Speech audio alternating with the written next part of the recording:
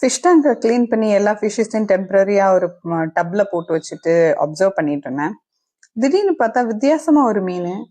டேய் யாரா நீ, எப்பட்றா இங்க வந்த?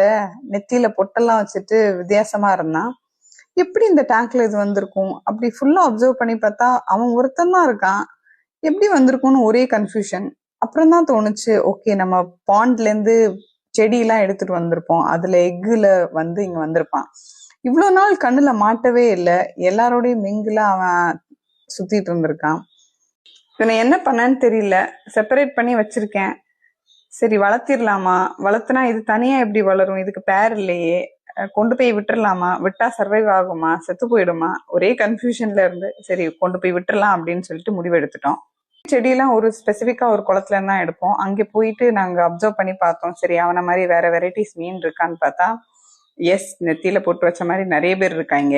ஓகே அவனோட சைஸ்லயே தான் இருக்காங்க. சரி இங்க விட்டா கரெக்டா இருக்கும் அப்படின்னு தோணுச்சு. இவன் மட்டும் கொஞ்சம் வித்தியாசமா லைட் கலர்ல இருந்தான் வேற எல்லா ஃபிஷ்ஷஸ் கூடயும் கம்பேர் பண்ணும்போது. சரி விட்டுருக்கோம். கொஞ்ச நேரம் நின்று அப்சர்வ் பண்ணி பார்த்தோம்.